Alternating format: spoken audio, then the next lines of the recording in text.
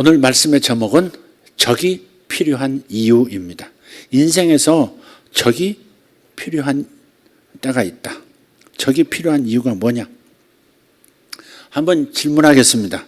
하나님의 원수는 누굽니까? 대답해 주시죠. 하나님의 원수는 누구입니까? 미스터 사. 미스터 마라고도 하고 미스터 사라고도 하고 별명이 옙비암이라고도 하고 영이라고도 하고 하는 사탄입니다. 하나님의 원수가 누구라고요?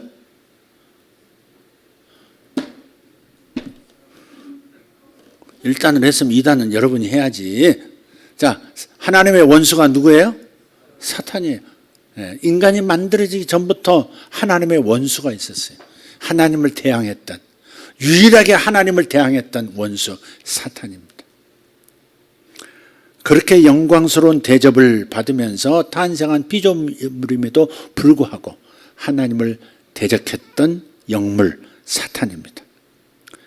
또 사탄 혹은 사탄의 세력, 사탄의 제세력들, 그게 전부 하나님의 원수입니다. 자, 하나님의 원수가 누구라고요? 사탄. 크게 소리를 내줘야 된다니까. 하나님의 원수가 누구라고요? 정만산 집사님, 크게 하나님의 원수가 누구라고? 자, 그 옆에 있는 이혜정 권사님, 하나님의 원수가 누구요? 그렇지, 저 정도 나와야지. 지금 워낙 달콤하게 말씀하셔가지고 사탄이 사탕으로 들려. 정만산 집사님, 다시 부부가 합치면서 하나님의 원수는 누구? 그렇지. 그렇습니다.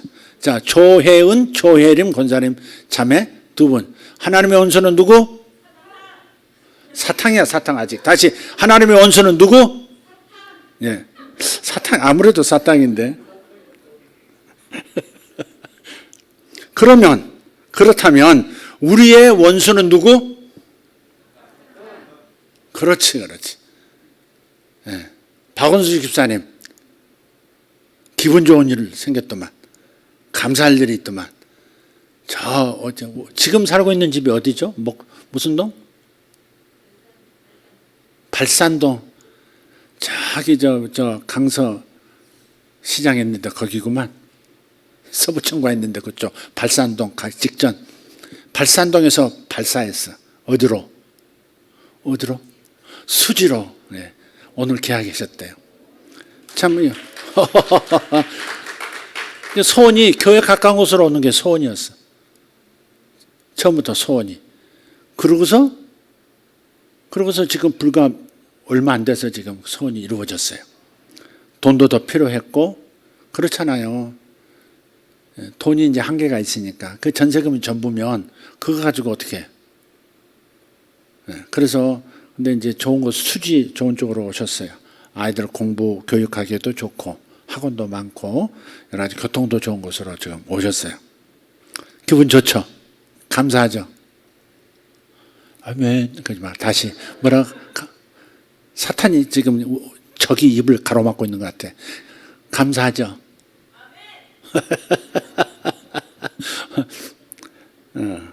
그렇습니다.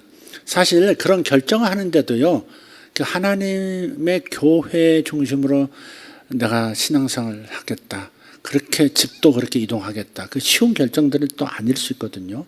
오랫동안 자식을 기르면서 익숙해진 그런 동네고, 단지 멀어서 가까운 데 와야 되겠다가 아니라 정말 신앙생활 제대로 해보겠다, 좀 그런 마음을 가지고 그렇게 결정하는데도 얼마나 많은 기도가 필요하고 얼마나 많은 또 하나님 앞에서 그 고민이 필요해요.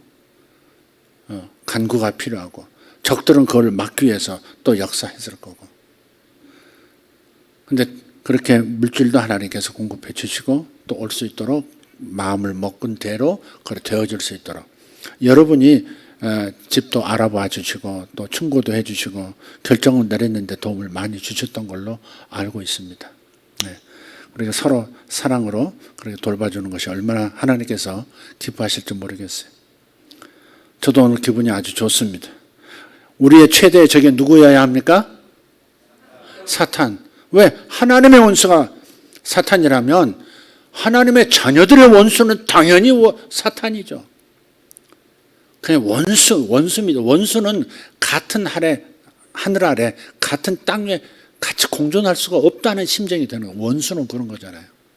인간 원수도 도저히 그를 생각할 때마다 견딜 수 없는 마음이 일어나기도 하잖아요. 그런 원수를 여러분이 아직 안 겪으셨지만, 그러나 인간 원수도 참 분이 나고 서로 공존할 수 없고 네가 죽든지 내가 죽든지 한판 떠보고 싶고 막 그런 거잖아요. 근데 나를 사랑하사 자기 목숨을 버리신 그분의 원수라면, 예수님의 원수라면, 그렇잖아요. 예수님을 사람들을 통해서 어떻게 했어요? 십자가에 죄인으로 못 박아 죽인 존재가 사탄 아닙니까? 나를 사랑하사 나를 위해서 목숨을 버려주신 그분을 이 땅에서 죽음으로 내몬, 죄인으로 내몬 존재가 사탄 아닙니까? 그렇다면 당연히 우리의 원수는 사탄이하고 이를 극복하라 해야 되는 거죠.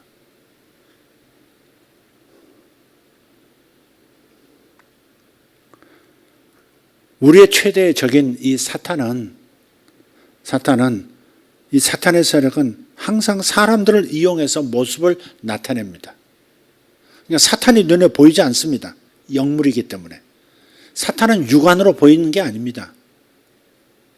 몸을 가지고 사는 동안에는 특별한 경우 아니면 영안이 열려서 사탄이 이렇게 보이고 사탄의 활동에 하는 모습이라든지 그런 영역이 보이지 않습니다. 뭘로 볼 수 있어요? 뭘로 알 수 있어요? 사탄이 사용하는 사람들의 행태를 통해서 우리는 사탄이 역사하고 있구나, 이것을 알 수 있어요. 원수가 내 삶에 나타났구나, 그렇게 생각하면 되는 거예요. 다시 묻습니다. 우리의 적은 사탄 맞습니까? 다시 묻겠습니다. 우리의 적은 사탄입니까? 아니면 사탄에게 이용당하는 사람입니까? 사탄이죠. 이걸 분명히 하셔야 합니다.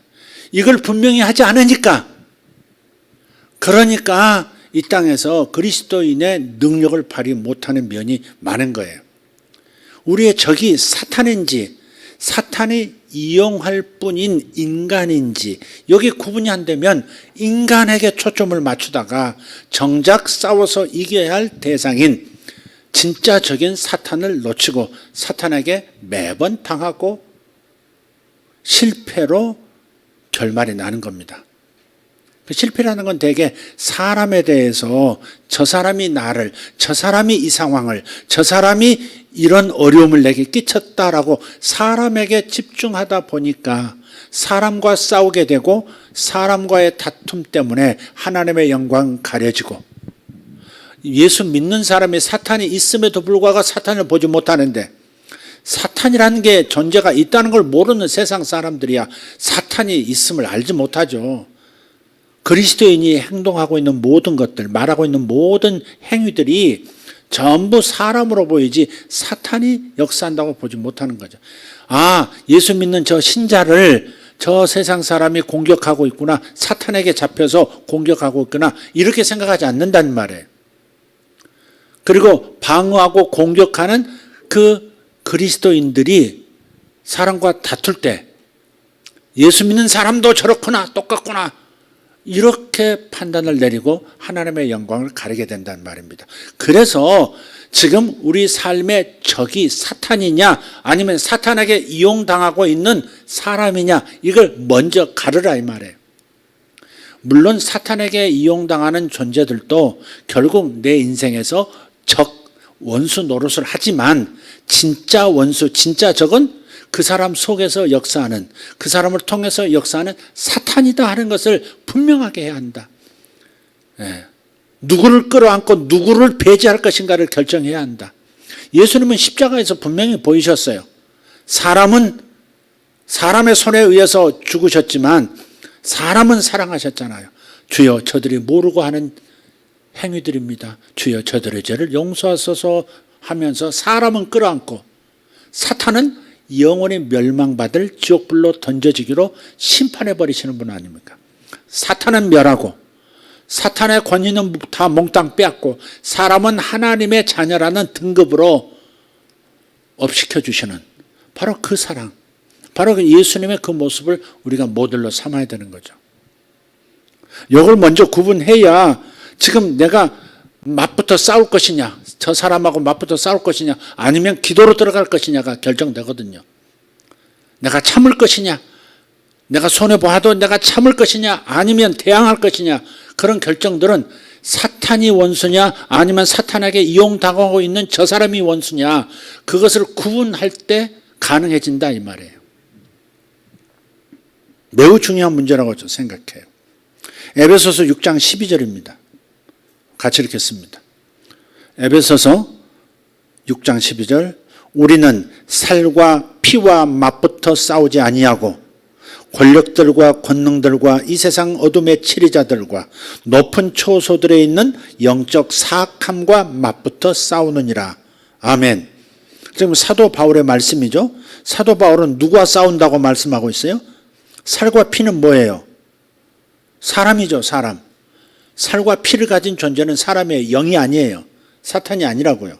살과 피와 맞붙어 싸우지 아니하고, 외형적으로 볼 때는 지금 그리스도인들을 박해하고 바울을 방해하고 바울을 공격하고 바울을 매질하고 바울을 감옥에 가두는 사람, 살과 피를 가진 사람처럼 보이지만, 그러나 사도 바울은 그 사람들을 보는 것이 아니라 그 사람들 배후에 있는 그 존재들을 보고 있는 것이다 이 말이죠. 권력들과 권능들과 이 세상 어둠의 치리자들, 요건 다요. 요건 다 권력, 그러니까 무슨 뭐 이렇게 이 세상 권력자들, 세상 사람들을 가리킨다고 생각하시면 안 됩니다. 그때 당시 에베소 교회가 있었던 그 에베소 지역의 용어들입니다. 이게 그들이 생각하고 있는 영적인 세력들의 조직을 지금 이렇게 표현하고 있는 거예요. 권력이라는 세력들, 영의 세력, 권능이라는 영의 세력, 이 세상 어둠의 치리자들, 종교를 가지고 미혹하는 이런 세력들, 높은 초소들에 있는 영적 사악함과 맞붙어 싸우느니라. 그러니까 사도 바울은요, 지금 사람과 갈등하고 있으면서도 뭘 지금 바라보고 있어요? 이 갈등을 부추긴 사탄의 세력을 바라보고 있는 겁니다. 그러면 거기서 대항할 것인지, 법적인 어떤 조치를 취해서 이 문제를 해결할 것인지, 아니면 기도로 해결할 것인지, 아니면 찬양하면 되는지, 아니면 예수 이름을 선포해야 되는지, 아니면 사람들에게 따뜻하게 겸손하게 이렇게 겸손하게 자신을 낮추고 저들의 동정을 바랄 것인지, 모든 전략들이, 무기들이 거기서 나오는 거예요. 그래서 진짜적인 사람들이 아니라고 말씀하고 있어요. 우리의 미래를 파괴하고 무산시키기 위해서 그들을 조종하는 사탄이 진짜 적이다 하는 겁니다. 삶에서 여러분이 풀기 어려운 문제를 만났을 때 그때는 생각해 봐야죠. 내가 잘못한 것인가? 대부분 내가 잘못한 게 많아요. 내가 잘못 선택하고 내가 미혹을 당해서 결정한 일들이 사실 많습니다. 내가 예수 믿었는데 이런 일도 잘 안 풀리고, 이렇게 교회를 탓하고 하나님 탓할 일이 아닙니다. 대부분은 자기가 잘못한 거예요. 내 삶의 결과들은 대부분 자기가 원인입니다. 그러나 어떤 경우는 사탄이 역사하는 거예요. 사탄이 역사하는 거예요.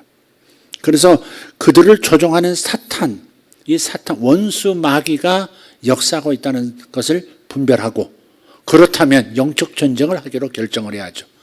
인간과 전쟁하겠다. 인간과 법적 싸움을 하겠다. 인간과 한번 드자비질 해보겠다. 이렇게 접근하는 것은 백전백패입니다. 영들이 있다는 걸 기억해야 합니다. 사람도 상대해야 되지만 그 사람들을 이용하고 있는 사탄도 내가 상대해야 되는 것이다 이 말이죠. 근데 더 무서운 존재는 배후에서 역사하는 사탄이 더 강력한 존재라는 것을, 더 원흉이라는 것을 기억해야 합니다. 사탄이 저들에게서 분리가 되면, 사탄의 세력이 저들에게서 떠나면 이 사람은 무력해져서 어떻게 나를 대할지도 모르는 상황이 되기도 해요. 그래서 삶의 전투에서 우리의 적을 식별한다고 하는 것은 매우 중요합니다. 혈과 육, 다시 말해 사람이 적이라고 생각하면 눈을 감고 전투하는 셈이 됩니다. 진짜 적을 직시해야 제대로 된 올바른 싸움을 할 수 있습니다. 나의 삶의 원수, 삶의 적이 사람이냐 사탄이냐에 따라서 전투에 임하는 방법, 그리고 싸우는 무기, 방법들 다 달라질 수밖에 없다. 고린도후서 10장 3절 4절을 보면 이렇게 말씀합니다. 비록 우리가 육체 안에서 걷지만 육체를 따라 싸우지 아니하노니, 육체를 따라 싸우지 않는다면 사람과 사람 상대 이런 식으로 생각하지 않는다 이 말이죠. 우리의 전쟁 무기는 육체에 속하지 아니하고, 우리의 전쟁 무기는 육체에 속했어요? 인간적인 방법에 속하지 않았다 이 말이에요. 하나님을 통해 강력하여 강한 요새들도 무너뜨리느니라. 그러니까 하나님을 통해서 강력한 영적 무기를 가지고 사탄의 세력을 상대할 때 사탄도 굴복시킬 수 있고 떠나게 만들 수 있고, 사탄에게 이용당하던 사람도 제정신 차리고 돌아오게 만들 수가 있는 거예요. 그런데 많은 믿는 사람들이 고난을 겪으면서 사람을 적으로 생각한다는데 심각성이 있는 겁니다. 사람을 적으로 항상 생각해요. 눈에 보이는 것들만을 다루는 훈련, 그 훈련만을 평생 해왔기 때문에 그렇습니다. 보이는 게 전부라고 생각하는 거예요. 보여지는 현상이 사실이라고만 생각하는 거예요. 진실은 보여지는 것, 내 눈에 보여지는 것, 내가 만진 것, 내가 경험한 것이 전부라고 생각하는 이 한계 안에 갇혀있기 때문에 우리의 심각성이 있는 겁니다. 평생 동안 그런 거예요. 보여지는 것만을 받아들이는, 보여지는 것만을 상대하는 훈련을 평생토록 받은 겁니다. 그래서 사람들을 미워하고 사람들과 다투는 겁니다. 다시 원래 질문으로 돌아가서 사탄이 진짜 적이다, 이것이 중요한 관점이라 말씀을 드리고요. 그리고 고난을 겪을 때 붙잡아야 할 또 하나의 관점이 있습니다.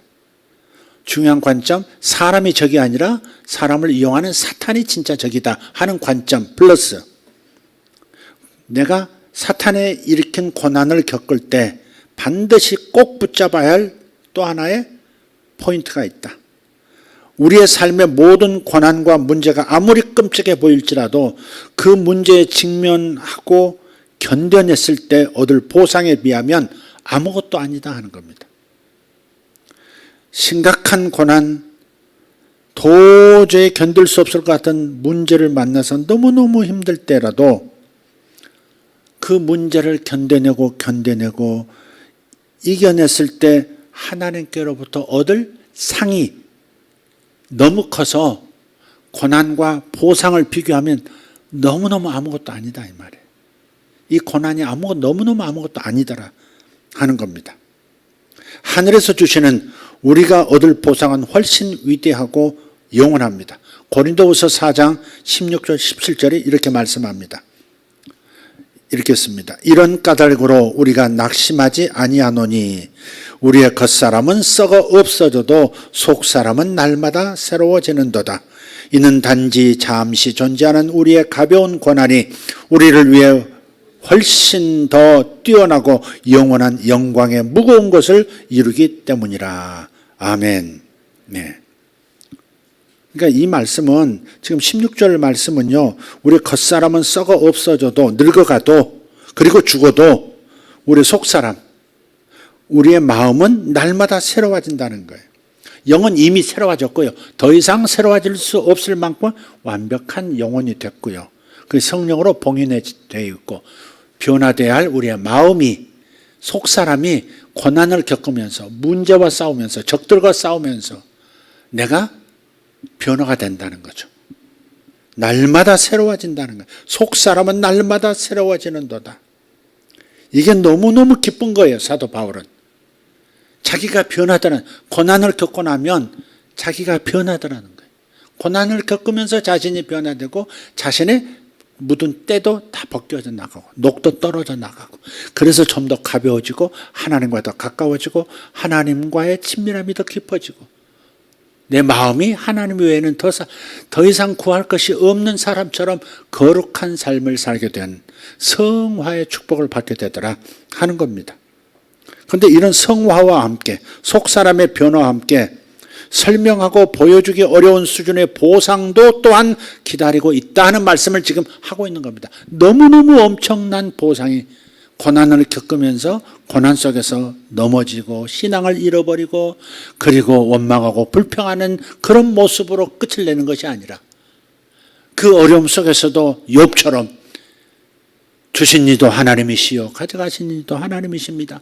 그러니 하나님의 영광을 다 받으셔야 합니다 라고 말하는 욥처럼 그 고난 속에서도 하나님을 바라보고 하나님께 영광 돌리고 하나님을 더 뜨겁게 사랑하는 그런 결론을 맺는 사람, 그런 사람에게 하나님께서 주시는 축복이라고 하는 것은 너무너무 묵직한 그런 보상으로 돌아오더라 하는 것을 사도 바울은 경험한 겁니다. 그리고 많은 사도들이 그래서 고난 중에서도 순교의 고난도 다 받는 겁니다. 순교의 고난도 기꺼이 피해서 살 수도 있을 텐데 그냥 죽음의 길로 그냥 예수 믿는다는 그 이유로 죽음의 길로 그냥 가는 겁니다. 보상이 너무 크다는 것을 알기 때문에 하늘나라를 봐버린 사람들이기 때문에 그렇습니다. 따라서 확신하건대 우리에게는 좋은 적이 이따금 필요하다는 사실입니다. 좋은 적이라고 말씀을 드렸습니다. 원수가 좋은 원수도 있을까요? 그러나 적어도 나에게 승급이 높여지는 그러한 발판이 되어주는 적들이라면 좋은 적일 수밖에 없는 거죠. 인생에서 좋은 적은 가끔 필요해요. 스포츠를 한번 생각해 보세요. 누구든지 1등이 되려면 구둥만 이겨서는 안 돼요. 챔피언이 되고 싶어하는 권투 선수가 구둥 10등 선수에게만 도전장을 내밀어서는 안 됩니다. 윤석열 대통령 한번 보십시오. 검찰총장으로 재직하면서도 한 명도 아닌 무려 3명의 법무부 장관과 맞섰습니다. 그죠?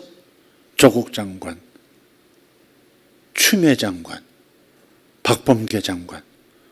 그런데 가만히 보면 계속해서 사실 어떤 의미에서는 직급이 낮잖아요. 윤석열 검찰총장은 법무부 장관은 내 상관이 아닙니다. 이렇게 얘기했지만 그러나 검찰총장을 지휘하는 사람은 그래도 법무부 장관이잖아요. 대통령 곁에 있는 대통령의 명을 직접 받는 사람이 법무부 장관이잖아요. 그런데 그 상황 속에서도 옳은 것을 끝까지 주장하면서 자기 할 일을 해나가면서 그것을 반대하는 그 3명의 법무부 장관, 이 3명이 다 나가 떨어졌어요. 검찰총장 제대로 다루지 못한다고 다 나가 떨어진 거. 너 쟤 못 이겨? 그럼 아웃. 너도 쟤 못 이겨? 그럼 너도 아웃. 그렇게 해서 다 나가 떨어진 거예요. 그리고 나서 그는 대통령 후보까지 됐습니다. 견뎌내고 견뎌내더니 대통령 후보가 됐어요. 그리고 자신에게 준 소명을 마음껏 펼칠 수 있는 최고 책임자, 최고 권력자가 됐습니다. 이분이 3명의 법무부 장관과 맞선다고 하는 것이 어떻게 가능했을까 싶어요. 지금 돌이켜 보니까 그랬었지 그런 과정도 있었지만 그 과정 하나 한순간 한순간이 언론에 의해서 세상에 막 나타날 때 참 힘들겠다. 진짜 못 해먹겠다. 어디까지 갈까 저 사람이. 언제 사표 던지나 언제 그냥 항복하나 뭐 그런 걸 이렇게 지켜봤어요. 한편에는 잘 이겨내길 바라면서도 저기 끝까지 갈 수 있을까 싶었는데 끝까지 견뎌내더니 대통령까지 되잖아요. 저도 탁월한 사람, 탁월한 인생이 되게 해달라고 기도한 적이 많습니다. 예수 믿을 때부터. 하나님께 탁월한 사람으로 사용해달라고 항상 기도를 했어요. 그런데 탁월한 사람이 되기 전에, 탁월한 사람이란 게 뭔지 알기 전에 그 기도를 했던 그 이후부터 이제껏 싸워본 적이 없는 그런 전투에 참여하기도 했었습니다. 다시는 일어설 수 없을 것 같은 수준의 어려운 일들을 겪었어요. 다 얘기할 수 없는 청년 시절부터 이루 말할 수 없는 얘기하는 것, 생각하는 것도 괴로운 그런 일들도 있었습니다.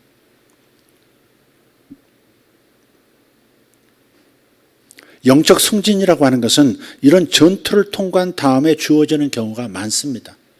신실하게 순종하면서 따라가면서 그러면서 순조롭게 가는 경우도 많이 있지만 대부분은 어떤 종류의 어려운 전투를 이겨낸 다음, 견뎌낸 다음에 승급 심사를 거쳐서 영적으로 승진하는 겁니다. 영적 승진이라고 하는 것은 많은 것을 의미합니다. 단지 영적으로만 승진하는 게 아닙니다. 영적 승진에 따르는 수많은 가시적인 손으로 쥘 수 있는 보상들도 저절로 그림자처럼 따라오게 되어 있습니다. 영적 승진은 물질적 세계에서의 승급, 승진의 여러 가지 선물들도 따라오게 만드는 거예요.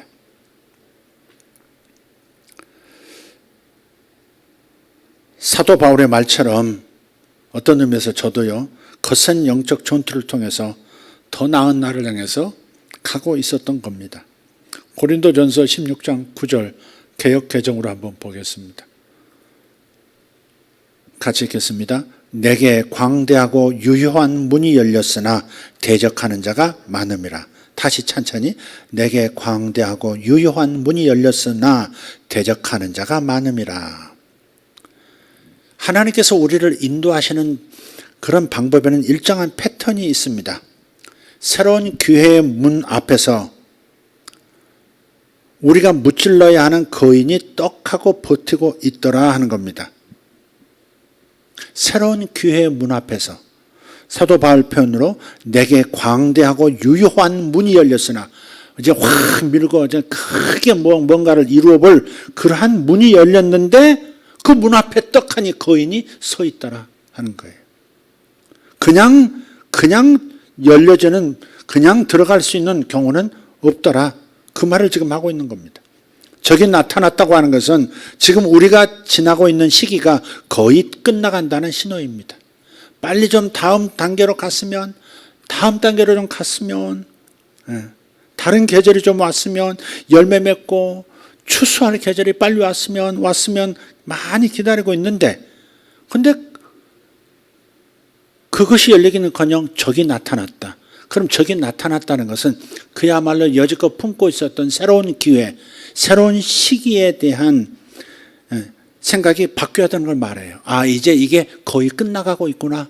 이제 이것만 통과하면 되겠구나. 그렇게 생각하면 된다는 겁니다. 하나님은 한 시기를 끝내고 다음 시기로 가는 촉매제로 적이라고 하는 존재들을 사용하십니다. 어린 다윗 왕과, 지난번에도 말씀드렸습니다만, 어린 다윗 왕과 킹 데이빗 사이에는 골리앗이라고 하는 거인이 있었죠. 그죠? 만약에 어린 다윗하고 왕이 된 다윗 사이에 골리앗이 없었다면 과연 다윗이 어떻게 됐을까? 골리앗이 없었다면 다윗은 어떻게 인생을 이어갔고 마쳤을까? 어쩌면 베들레헴 지경을 벗어나지 못한 그냥 목동으로 살다가 나중에 형들도 많아서 가업을 이어받기도 어렵고 양 몇 마리 떼어내서 장가 가서 그냥 다시 이렇게 목축업을 잘하는 그런 정도, 지방 사업가 정도로 아마 인생이 끝났을 겁니다. 그러나 어느 날 형들에게, 전쟁터에 나간 형들에게 식량을 조달하려고, 정부에서 이렇게 조달하는 뭐 이런 시스템이 없으니까 형들이 지금 먹고 전쟁할 수 있도록 식량을 이렇게 갖다 주다가 골리앗이 고래가로 소리치고 이스라엘군은 머리를 처박은 꿩마냥 부들부들 떨고 있는 그 광경을 보고 성령에 감동돼서 분이 일어나서 내가 저 하나님이 이 할려받지 못한 저 적을 처리하겠습니다. 제가 가서 해치우겠습니다. 왕에게 허락을 득하고 들어가서 골리앗을 제거하고 그야말로 그 길부터 예루살렘 중앙 정권 중심으로 들어가지 않습니까? 그런 거예요. 챔피언급 원수가 없었다면 왕 다윗이 가능했을까 하는 겁니다. 사탄이 예수를 평범한 목수 요셉의 장남 이상으로 여기기 전까지는 예수님도 세상에 드러나지 않았습니다. 적은 필수라고 말하는 이유가 여기 있는 겁니다. 예수님께서 요단강에서 요한에게 세례받으시고 그때 하늘이 열리고 하늘에서 음성이 들리면서 성령의 비둘기처럼 예수님 위에 임하셨어요. 그리고 음성이 뭐였어요? 너는 내 사랑하는 아들이요 내가 기뻐하는 자라. 내가 가장 마음에 들어하는 자, 그게 바로 너다 하는 음성을 예수님만 들은 게 아니고 요한도 들었고, 그리고 주변 사람들이 일부분 들었단 말이에요. 다른 사람들은 웡웅 이상한 소리를 들었다 이렇게만 들었지만, 하나님께서 친히 예수께서 구세주이심을, 하나님의 아들이심을, 메시아이심을 드러내는 순간이었죠. 바로 그때, 그 세례받으신 직후에 사탄이 기도하시는 예수님에게 나타나서 시험하지 않습니까? 그죠? 바로 그런 거예요. 우리와 우리의 소명 사이에는 골리앗이 서 있는 거예요. 사탄이 서 있는 겁니다. 그래서 적을 살면서 가끔 적들을 만나게 되는 거예요. 노예 요셉과 총리 요셉 사이에는 보디발의 아내의 누명이 있었습니다. 그렇게 노예라고 하는 것은 힘이 없는 존재 중에 힘이 없는 존재인데, 그런 노예에다가 강간범이라고, 강간미수범이라고 하는 누명을 고위공직자의 아내가 뒤집어 씌워버리니까 반항할 여지가 없는 겁니다. 그대로 그냥 감옥으로 들어가죠. 그러나 그 보디발 아내에 덮어 씌운 누명이 없었다면 총리 요셉은 되지 못했을 것이다 하는 겁니다. 바로 그 감옥 안에서 왕의 측근 술 맡은 관원장을 만났고, 그의 꿈을 해석해주고 그가 복권될 것임을 예언해주고, 그래서 그가 왕 곁으로 간 다음에 요셉을 추천하지 않습니까? 그래서 요셉의 진가가 드러났고 요셉이 그 자리에서 애굽의 2인자가 되지 않았습니까? 총리 요셉이 있다고 하는 것은 보디발 아내 역할도 있었다 하는 겁니다. 적이 필요했다 하는 거예요. 어떻게 보면 삶에 찾아오는 원수는 우리의 능력을 확대시켜줘요. 고난이라고 하는 것은 외적인 변화만이 아니라 내적인 변화도 우리를 더욱 강화시켜줍니다. 우리가 원수를 이기면 우리 내면에 큰 힘이 생깁니다. 요셉이 어디서 형제들을 용서하는 마음이 생겼을까? 자기를 죽이려고 하다가 형제가 형제를 죽인다고 하는 일이 있을 수 있습니까? 그런데 모든 형제들이 자기를 죽이려고 했었다 이거죠. 근데 그 원수를, 그리고 자기를 노예상형의 팔에 팔아버린 이 형들에 대한 이 원수, 이 분노를 어떻게 잊을 수 있었을까? 바로 그런 거예요. 그 고난을 겪으면, 애굽에 들어가서 고난을 겪으면서, 그리고 그 고난이라고 하는 것, 그 영적 거인을 만나서 그 거인을 견뎌내고 이기고 난 다음에 총리라고 하는 이런 어마어마한 무거운 그런 보상을 받고 난 다음에, 그리고 용서할 힘이 생긴 겁니다. 그러니까 원수라고 하는, 삶의 적들이라고 하는 것은 우리 내면을 강화시켜주는 거예요. 기꺼이 용서할 수 있는 관대함도 생기게 하고, 오히려 불쌍히 여기는 마음. 오죽했으면 형들이 나를 그랬을까? 얼마나 내가 미웠으면, 얼마나 내가 아버지 사랑을 독차지 않은 것을 얼마나 형들이 힘들어했으면 그렇게까지 했을까 하는 그런 생각을 하게 되는 거죠. 그래서 므낫세 다 잊었다. 큰아들 이름을 므낫세 다 잊었다 그러잖아요. 용서할 힘이 생기는 거예요. 삶의 고난이라는 것, 삶에서 만나는 거인 골리앗들은 나를 내면도 강화시켜주고 총리가 되게 하는 외면적 변화도 가져다 준다. 그래서 적은 우리의 발판이다. 그렇게 말씀을 드리는 거예요. 그런데 여기서 제가 여러분에게 분명히 하고 싶은 게 하나 있는데, 그건 뭐냐? 지금 저는 여러분을 원수와의 싸움에 집착하도록 만들려는 게 아닙니다. 그래, 나는 원수를 만나야 돼. 그래, 나는 시험을 만나야 돼. 시험아 와라. 이러라고 지금 그 싸움에 집착하려고 제가 권고하는 게 아닙니다. 성경에서는 시험을 찾아 나서라 그렇게 말하지 않습니다. 성경은 시험을 주의하라 그랬지. 내가 찾지 않아도 찾아오는 그런 시험들 있잖아요. 시험을 주의해서 시험에 빠지지 말아라 그렇게 말하고 있지, 시험을 찾아 나서라, 그리고 시험을 찾아 나서서 씨름을 의도적으로 하라 그러지는 않습니다. 특히 남편과 아내들, 엄마와 아빠들에게 경고하고 싶어요. 그대의 배우자나 자녀는 적이 아닙니다.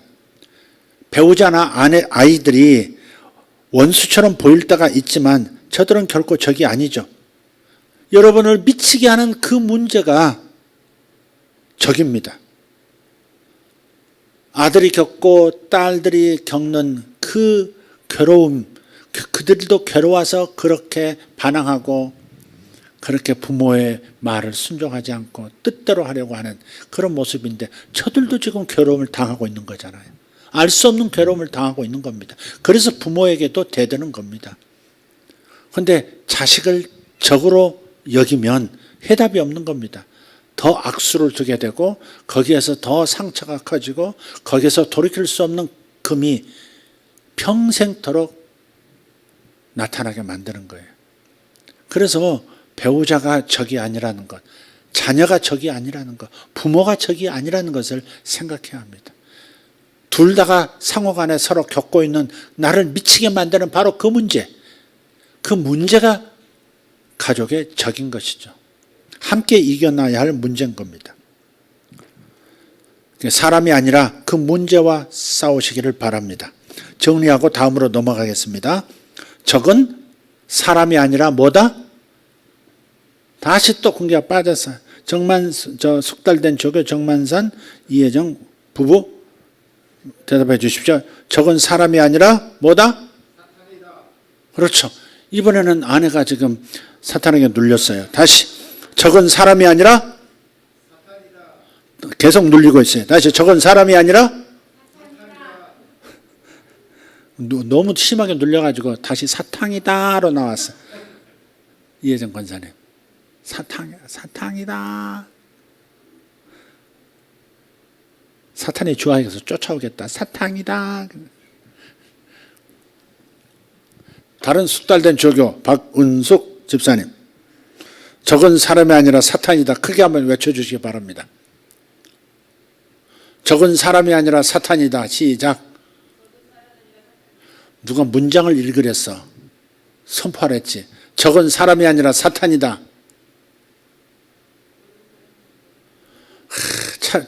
목사님 차라리 저를 시켜주세요.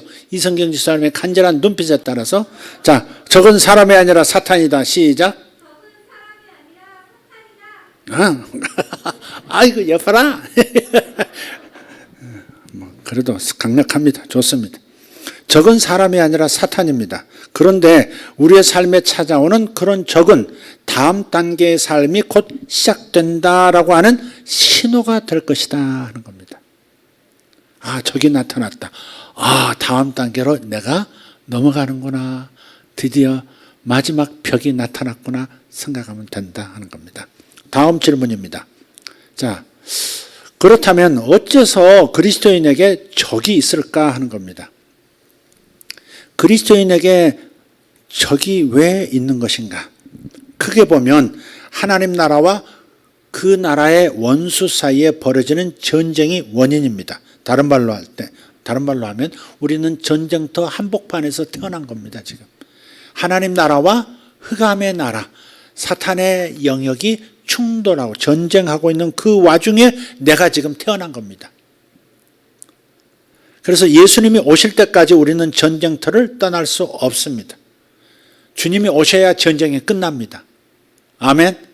주님이 오셔야 사탄의 세계와의 사탄의 나라와의 전쟁이 종식이 되는 거예요. 그래서 재림을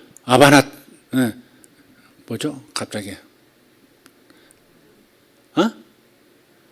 방금 말씀하신 분 마라나타, 아바나타래.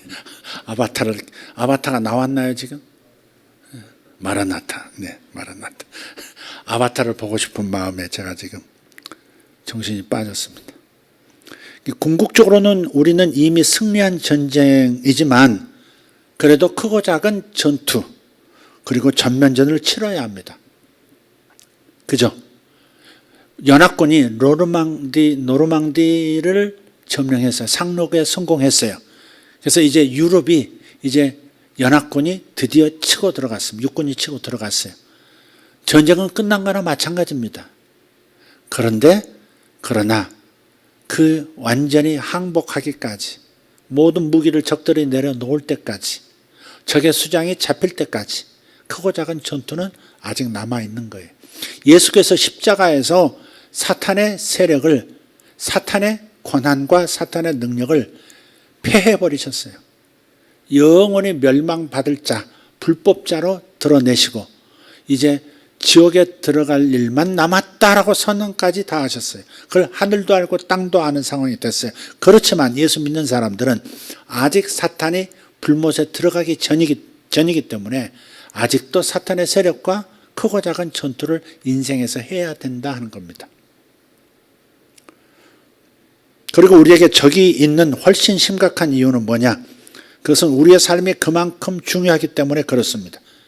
여러분 한 사람 한 사람의 삶이 매우 중요한 거예요. 우리는 결코 우연히 이곳에 있는 것이 아닙니다. 우연히 태어난 게 아닙니다. 서로 어떤 불법적인 일에 의해서 태어난 인생이라 할지라도, 그런다 할지라도 하나님의 계획 안에 있다 하는 겁니다.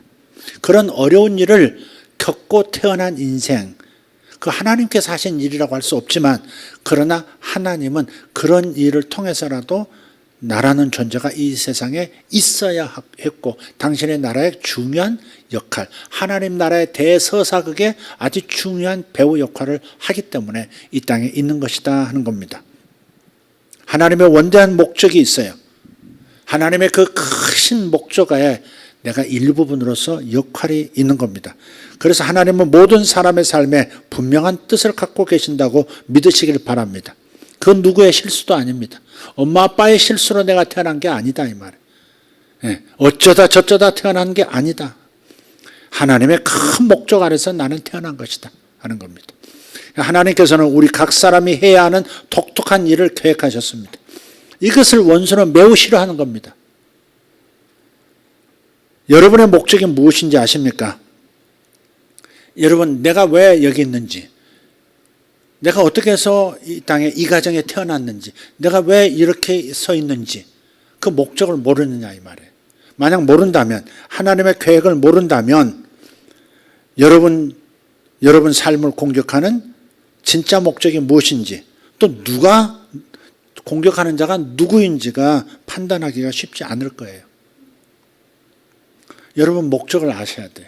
내가 이 땅에 존재하는 목적, 내 인생의 목적, 내 인생에 대한 하나님의 크신 계획, 그 종착, 그 하나님의 크신 큰 그림을 아셔야 합니다. 그래서 마지막 질문하고 마치겠습니다. 나에 대한 하나님의 계획을 알기 위한 7가지 질문입니다. 간단하게 말씀을 드릴게요. 나에 대한 하나님의 목적, 하나님의 계획, 하나님의 뜻, 하나님의 의도라고 할 수 있습니다.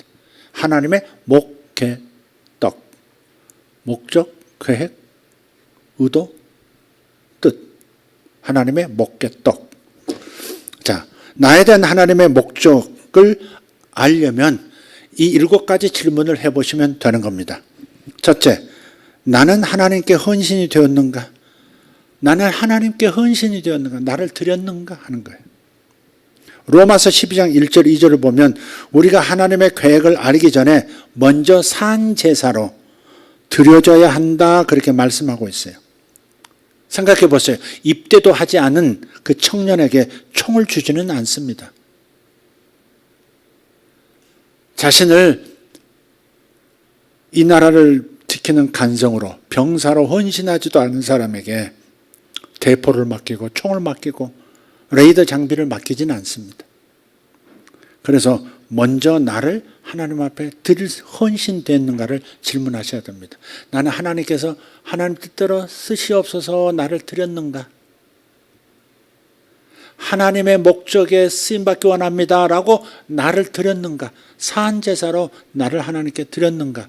이걸 질문하셔야 합니다. 두 번째, 나는 하나님과 시간을 함께 보내고 있는가 하는 겁니다. 하나님의 계획을 알려면 하나님을 알기 위한 시간을 가져야 합니다. 다시 하나님의 마음에 있는 나에 대한 계획을 알려면 하나님을 알기 위한 시간을 그분을 알기 위한 시간을 가져야 된다 이 말이에요.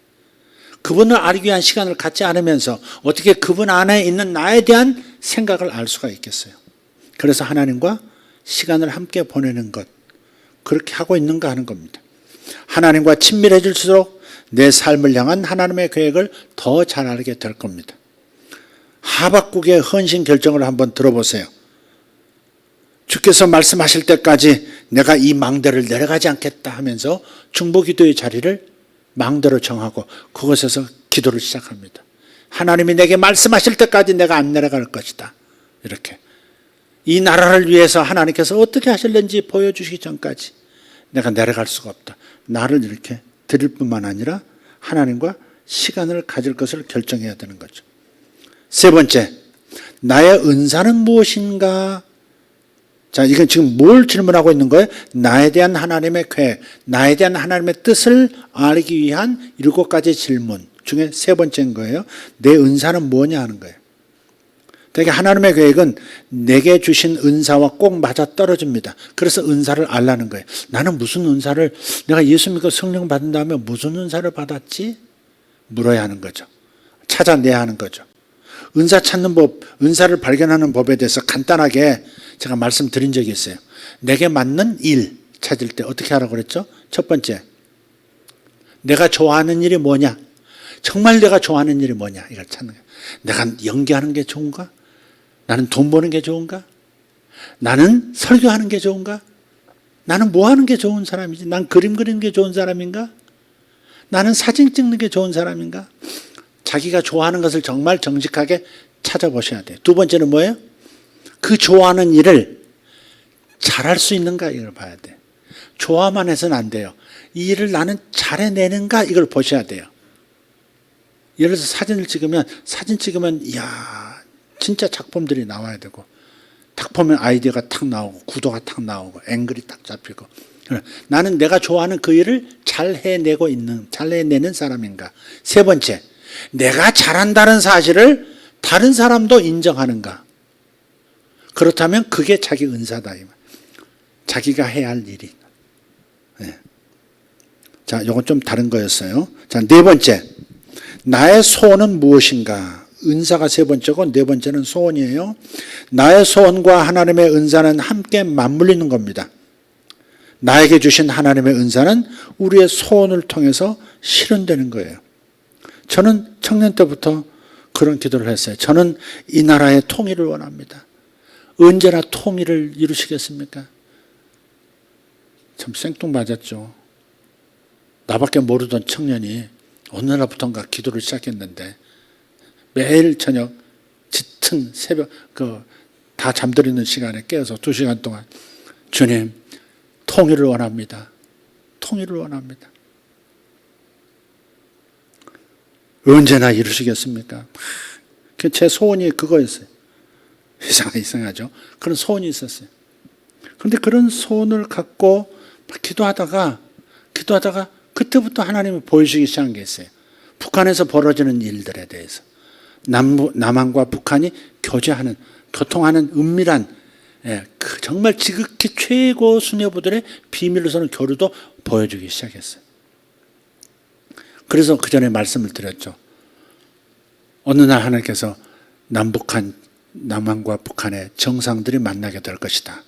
곧 만나게 될 것이다. 그렇게 말씀하셨어요. 그래서 제가 기도하는 분들에게 얘기하고 같이 기도하자고 그렇게 했었죠. 그리고 3개월 뒤에 그때 당시 비서실장 박지원 장관이 또 나와가지고 그런 발표를 하더라고요. 우리 대통령님과 북한 김정일 위원장이 언제 평양에서 만나기로 하셨습니다. 그러면서 발표를 하더라고요. 그때는 전 통일을 막 기도하고 있을 때니까 순진하게 그런 방식도 다 하나님이 다 통일을 사시는 것이라 생각하고 그냥 너무 감격해서 많이 울었어요. 네, 울었어요. 그런 거예요. 내가 가진 소원과 하나님의 은사가 이렇게 은사가 소원을 통해서 실현되고 나타나기 시작하더라 하는 겁니다. 5번째, 교회 친구들은 무엇이라고 말하는가 하는 거예요. 나의 친구들, 영적인 동지들은 나에 대해서 뭐라고 말하는가? 내 친구들은 나의 장점과 단점이 무엇이라고 말해주는가? 이걸 귀 기울여 들어야 합니다. 네. 나는 누구보다 영적인 사람이다 그러는데 맞아 그러면 할렐루야지만 헐 하고 있는데 혼자만 영적인 사람이면 이거 곤란하죠. 남들이 뭐라고 하느냐, 인정하느냐, 아니 그건 아니지 이렇게 말하느냐를 살펴봐야 합니다. 정직하게 얘기해 줄 수 있도록 마음을 열어야 합니다. 근데 이 마음을 열고 듣는다는 게 얼마나 어려운 일인지 몰라요. 제 아내가 가끔 설교를 이렇게 예배를 인도하고 설교를 하고 뭐 한 과정에서 끝난 다음에 이렇게 코멘트를 할 때가 있어요. 모니터링을 해줘요. 근데 그게 얼마나 듣기가 싫은지, 아픈지. 알았어. 그러니까 알아들었어요. 그럼 그만하세요. 알아들었다니까. 내가 대충 듣는 것 같으니까 끝까지 또 얘기하면 알았다니까. 근데 그게 어려워요. 근데 성도들끼리도 서로 단점을 얘기해주고 그거 아닌데라고 얘기해주는 게 굉장히 어려워요. 근데 그런 얘기를 할 수 있도록 개방적인 사람인 복받은 사람인 거죠. 무슨 말인지 이해되시죠? 네. 직장에서도 내가 직장에서 지금 부당하게 대우를 받았다. 내가 지금 소외됐다. 내가 직장에서 상사로부터 뭐 동료 직원으로부터 내가 억울한 판단을 받았다. 그렇게 말하는데 정작 주변에 있는 사람들은 아니야, 맞아. 당신 정말 억울해. 이렇게 당신은 그럴 사람이 아니야. 이렇게 말하는 사람도 있는가 하면 그럴만하구만 이렇게 반응을 볼 수도 있거든요. 그걸 들을 수 있느냐 이 말이죠. 내 장점에 대해서 얘기해 주는 것은 고맙고 단점에 얘기하는 것은 노땡큐 하면 이 사람은 발전이 없어요. 교회에서도 그런 경우 많이를 보죠. 응? 나는 신앙이 좋다 그런데 신앙이 좋다는데 기쁨은 1도 없는 거야. 아니 그렇게 신앙이 좋다고 자기 입으로 난 누구보다 신앙이 좋고 목사님의 저런 가르침도 나는 이제 뭐 그런 수준 아니야 이렇게 말할 정도의 사람들도 있거든요. 그런 건 나한테는 이제 도움이 안 됩니다. 좀 더 높은 거 말하시죠. 뭐 이런 사람도 실제로 있어요. 근데 보면 기쁨은 1도 없다니까. 기독교의 특징이 뭐예요? 기쁨입니다. 그리스도인의 첫째 가는 특징은 기쁨입니다. 예수 믿는 기쁨, 구원받은 기쁨, 하나님을 아는 기쁨, 하나님이 아버지라는 기쁨, 기도하면 응답을 받는다는 기쁨. 기쁨이 첫 번째 특징인데, 징표인데 기쁨은 1도 없으면서 자기가 신앙이 좋다고 그렇게 나불대고 더 이상 배울 게 없다고 그러니 이거 뭐 어떻게 하면 좋습니까? 응? 아니 이 동네 말고 저 동네도 저 동네. 자, 6번째. 내게 주어진 기회는 무엇인가 하는 거예요.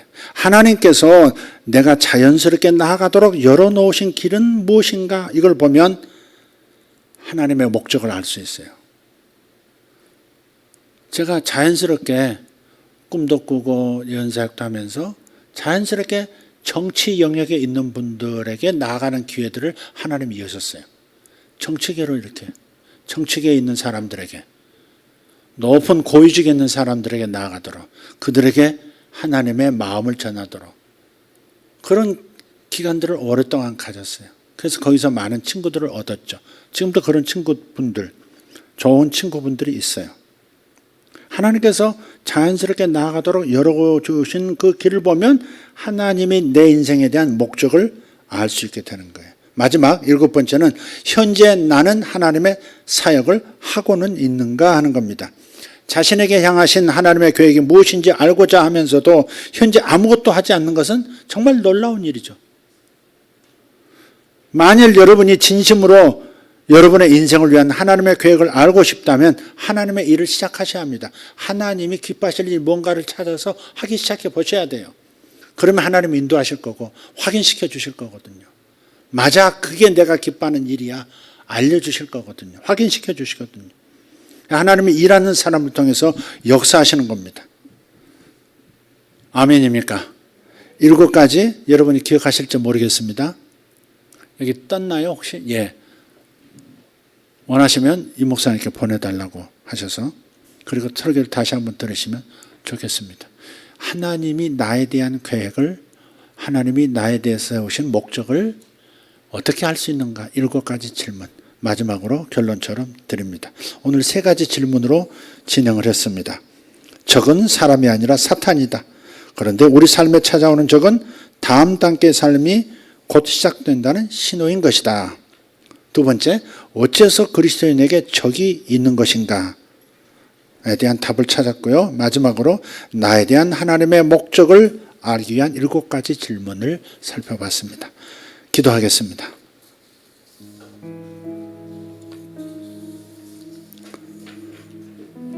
삶에 왜 적이 나타나는가? 내 삶에 왜 이런 원수 같은 상황이 생기는가? 근데 왜 저 사람이 저런 역할을 하는 거야? 왜 내 발목을 잡는 거야? 왜 저 사람이 내 뒤통수 친 거야? 왜 이런 상황이 생긴 거야?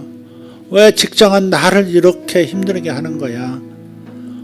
왜 저 사람은, 왜 내 가족은, 왜 내 아이는, 왜 내 배우자는? 우리는 끊임없이 삶의 적과도 같은 상황을 만나는데, 그런데 사람이 적이 아니라 사람을 통해서 자신을 나타내고자 하는 사탄이 원수라는 것을 생각하면 전쟁의 태도가 달라질 것이고 삶을 바라보는 자세도 달라질 겁니다.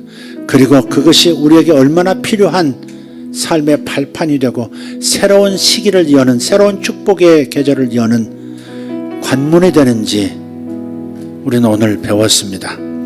그래서 삶을 해석하는 관점, 삶을 해석하는 이해력을 오늘 높이셨기를 바랍니다. 주님, 오늘 듣고 깨달은 바가 마음에 각인되게 하여 주시옵소서. 아버지, 오늘 배운 바가, 오늘 학습한 바가 실제 테스트로 나타날 때 꼭 기억나게 하시고, 그리하여 마지막 주님의 테스트에 합격하여 승리하고 보상을 받고 새로운 계절로 들어서는 축복의 사람 되게 하여 주시옵소서. 감사합니다. 적이 필요한 이유도 알았습니다. 또 인생에 대한, 내 인생에 대한 하나님의 뜻이 무엇인지, 계획이 무엇인지 알 수 있는 7가지 단계도 오늘 알았습니다. 하나님, 주님 가르쳐 주셔서 감사합니다. 이 말씀에 침잠하게 하시고, 이 말씀을 통해서 승리하게 하시고, 이 말씀을 통해서 내 생각이 훈련되고 마음이 단단하게 준비되게 하여 주시옵소서. 준비되게 하여 주시옵소서. 주여 역사하여 주시옵소서. 예수님 이름으로 기도합니다. 주여, 주여, 주여. 감사합니다. 우리 하나님 찬양합니다. 오늘 우리를 또 말씀으로 알려주시고 무장시켜 주시고 새롭게 해주심을 감사합니다. 아버지여 감사합니다. 아버지여 감사합니다. 주여, 나는 승리할 것입니다. 나는 주님과 함께 승리할 것입니다. 나는 적을 분별할 것입니다. 나는 적에게 결코 지지 않을 것입니다. 사람이 적이 아니라 사탄의 세력이 적인 것을 분명하게 가르고 아버지 이에 따른 아버지 하나님을 나서 주시는 무기와 방법을 취해서 선택하겠습니다. 위대하신 하나님 감사합니다. 오늘 우리를 불러서 예배하게 하시고 말씀을 듣게 하시고 마음을 먹게 하시고 준비하게 하신 주님 찬양하고 찬양합니다. 주여, 저도 이 말씀에 아버지 하는 이 말씀을 근거로 승리하게 하시고 아버지 또 다른 단계의 축복을 받게 하여 주시옵소서. 위대하신 하나님 찬양합니다. 우리 성도들을 축복합니다. 아버지 하나님, 가정에서 이 말씀을 들었던, 아버지 현장에서 들었던, 아버지 깨닫고 깨달은 말을 마음으로 납득하고 실행하게 도와주시옵소서. 깨달은 말을 마음으로 납득하게 하여 주시옵소서. 받아들이게 하여 주시옵소서. 세계관을 바꾸게 하여 주시옵소서. 관점을 수정하게 하여 주시옵소서. 내 시야가 더 넓어지게 하여 주시옵고 내 시야가 또한 하나님의 시야와 일치하게 하여 주시옵소서. 하나님이 보시는 것처럼 보게 하여 주시옵소서. 하나님의 마음으로 보게 하여 주시옵소서. 보이는 육신의 눈으로 보이는 것이 아니라 영적인 눈으로 보는 세계를 인정하고 영적 세계에서 승리하는 법을 취하게 하여 주시옵소서. 주님 감사합니다. 하루나 마라시아라바 카리안도로스 이마라 티오르돌로세스 란다라 티아라바스 오른다 티오르도 마샤라 카리안다라 시아르바라라 티마다라 우라반디오르스모 살란다라 티아라반 살칸다라 시아 이마라 티아라반야 카르노메 셜로타티아. 아버지, 너무 고난이 길면 지칩니다.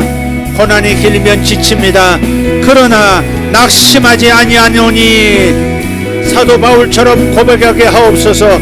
내가 낙심하지 아니하노니 이는 보이는 것이 나의 싸움의 대상이 아니라 보이지 않는 적이 싸움의 대상인 것이라 바울처럼 고백하고 승리하게 하여 주시옵소서.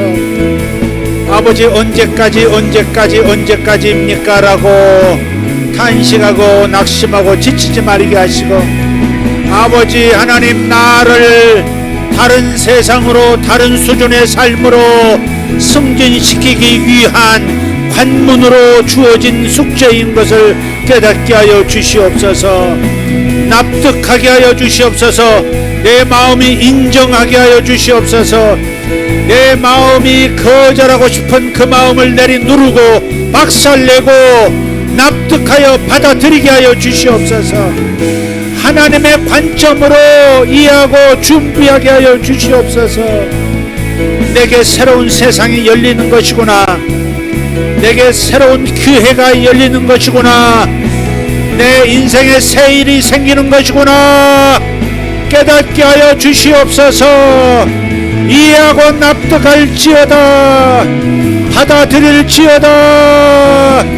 주여 감사합니다. 할렐루야. 왜 내게 이런 고난이, 왜 내게 이런 일이, 남들에게 없는 왜 이런 일이 나에게, 아버지 질문한 거에 대해 오늘 답을 주신 것으로 믿습니다. 답을 주신 것으로 믿습니다. 주여, 어린 다윗과 왕 다윗 사이에 골리앗이 있었나이다. 어린 요셉과 노예 요셉과 총리 요셉 사이에 형제들의 배신과 보디발 아내 농간이 있었습니다. 아버지 하나님, 겪어야 할 나만의 일, 하나님의 목적을 반대하는 사단의 역사 눈치챘습니다. 결코 지지 않겠습니다. 결코 지지 않겠습니다. 승리해내겠습니다. 승리해내겠습니다. 이겨내겠습니다. 이겨내겠습니다. 사람이 적이 아니라 사탄이 적입니다. 사람이 적이 아니라 사탄이 적입니다. 아버지 하나님 감사합니다. 어리석은 내 마음이 적입니다. 연약한 내 마음이 적입니다. 주여 승리하게 하옵소서. 승리하게 하옵소서. 승리하게 하옵소서. 주여 감사합니다. 주여 감사합니다. 주여 감사합니다. 아멘 아멘 아멘. 사랑하는 성도들, 주여 성령님 안에서 강해지게 하여 주시옵소서. 성령님의 강력하심으로 강해지게 하시옵소서. 인생의 요새들을 무너뜨리게 하여 주시옵소서. 내 마음의 요새를 무너뜨리고 요새에 숨어 역사하던 사단의 세력을 멸하게 하여 주시옵소서. 멸하는 자가 될지어다. 사탄의 요새를 멸할지어다. 사탄의 요새가 멸해질지어다. 주여 감사합니다. 감사합니다. 감사합니다. 아멘 아멘 아멘 감사합니다.